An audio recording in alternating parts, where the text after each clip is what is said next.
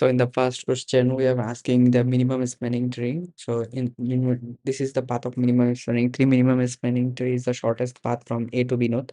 So the shortest path from A to B node is A, B, C, 1, 2, and 1. So that's 4. And there's a lots of algorithm about minimum spanning tree. I'll choose the Kruskal algorithm. The precondition of the minimum spanning tree that it's undirected and it's have a connected graph, and that's have a look and see it's a undirected and they're all connected graph. So we have imagined that this is the graph, and now for there is a multiple nodes coming from one edge to different edge, edge to HB. So we have sorted the graph like this. So this is the actually Kruskal algorithm workers start from. So the Kruskal algorithm we have collected for first the smallest node, like the smallest node is 2, BRF is the smallest node, and CRD is the smallest node. So we are put them in a stack like this. So then will connect those nodes in a graphs like B and C. Then we'll connect the C and D, C and D, and D and C, D and C. Then the last then one four four then B and D and A, D and A, D and A are connected with four and AB, and the rest of the nodes are not need to be connected because all the node are already been connected. So this is the smallest form of this uh, uh, graph. So in this way, we can smallize using Kruskal algorithm to find the minimum path of the tree. In the real life scenario, I have used in the minimum spanning tree in the real world scenario and ML application. In cancer research, topological data analysis and then topological data analysis with minimum spanning tree can show a different Mm, will use to show different samples are collected from the gene. Like how different patient samples are collected based on the gene expression. It helps to identify hidden pattern like rare subtype of cancers. The mapping algorithm was the way we have been using the MST in this world, that we have clustered using the shortest path and most meaningful path, so that the data so the data global is structure like cluster and branches, so the visualization can be clear.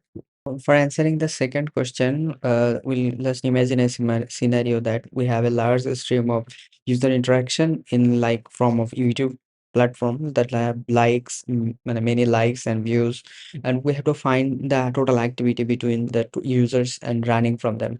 A simple way that we can use is a array, but it will take a number of n iteration for time of sum, which is more slow and time effective. So I think so I use the binary indexing tree and segmenting tree, both given order of log of n time of update and running the sum. So in this way, we can handle or update multiple on a large scale of data in the order of n iteration.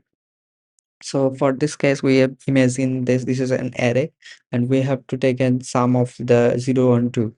So all the arrays are from of leaf of the graph. That's actually the index of the node, index of the array. So we have to sum of 0 to 1 index. To 0 to 1 index we have to in array we have to calculate all individual like 0, 3 from 0 index, 1 index to 2 index. But in segmented tree form, we have to calculate just two operation like this is the 0 to 1 and 2. That's why we count the total sum of is 4. When it comes to a large number of summing like 0 to 7, the total sum, it will just take one operation of 0 to 7. So that's very effective when you have a large number of data. But it's also effective when you have update the index. Like I have to update the two index value is 10. So in this array form, we have to move toward the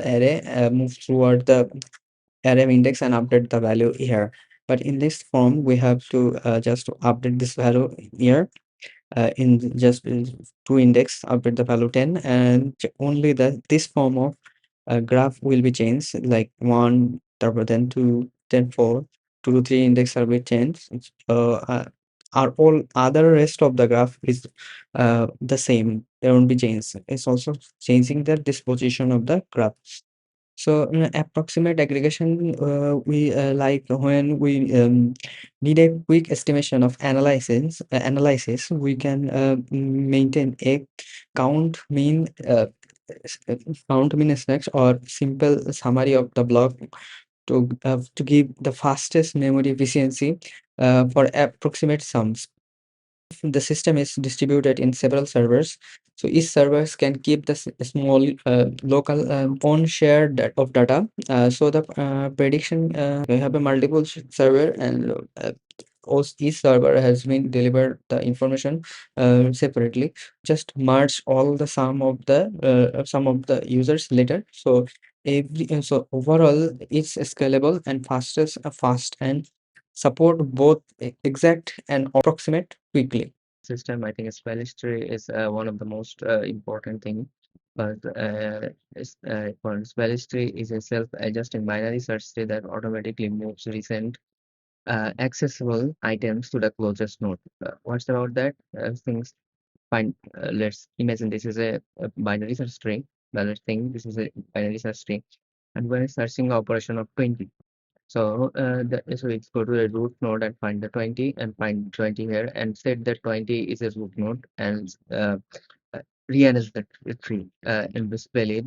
Some split is spell is not but that exactly rearrange the tree every time. So every time it will search operation, it will rearrange the tree every time. So the next time we are searching 20, it will find in the root. So it will make it the operation more faster for the next time. So the average iteration of this tree become or order of log n. But it has some it can harm also the cache because after a long search, it might be but random, well, it's unique or randomly search the operation. So after so many search, the tree can be a form like this. So in this form, when we are finding something and like this, let's imagine that the 20 is here now. So the finding the 20 is will take order of n of iteration. So it's make the system more inversatilize. On the other hand, if you are using LRU cache, then that's not anything like linked list or hash list. It will take order of one time, but it's taking a constant type of every iteration by just finding the key and return the value. So it's more simple and predictable and using a constant time.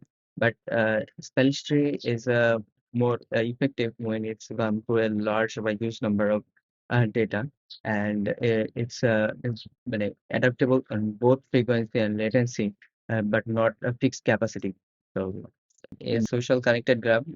So I would use a disjoint set that can that I keep tracking which user being in the same connected graph. Like we have 7 users, like 1, 2, 3, 4, 5, 6, and for the ASAP pair user from connected cluster, so we can connect that union of 1 and 2, and connect for that union. Two is got 0 rank and one is got 1. So if we are getting union 2 and 3, 2, 3, let's where you can say one is ranked by one. So one will be the top rank but root node, and other will be rank 0. So which rank is 0, they will be in the leaf node, and 3 will connect it to the 1. So 1 is representing 2 and 3. That's why it's ranked 1. Similarly, the 4 and 5 and 6 and 7 are union, so they get this run set. And when you're union the 5 and 6, that 5 and 6 that well in this union 4 is representing 5 and 6 is representing 7. while we are 5 and 6 are representing they're different in different union, or you can say in different friend zone. When we are commonly in friend, while merging them, then we'll increasing the rank of the four.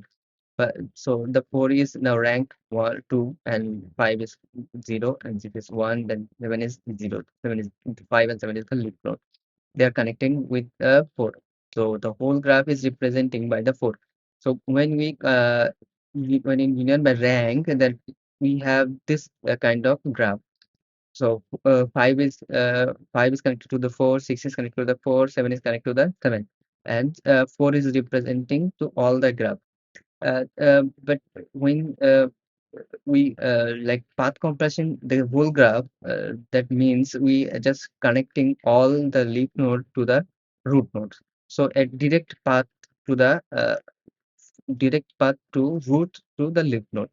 That's why in this case 5 is connected to the 4, 7 is connected to 4, and 6 is also connected to the 4. Well, 7 is connected to 6 there.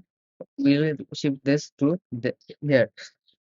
In this way, we must to check which user is being together. So, like you can say, when you have the friendship will like 5 and 6 are friend, so they are in the age, in this age. So I merge the people, then merge the group by union zero. Both operator have almost uh, uh, constant of time because we are merging union graph. So union by rank is the shorter, and attach the smallest smallest tree under the largest number. So we can merge, but we can union large of users. Uh, Path compression is flatter the tree. Well, we are getting from the union, and each node is pointed to the direct road. So it's taking a small it's taking a small amount of time, which is very helpful for large scale of ML graph operations.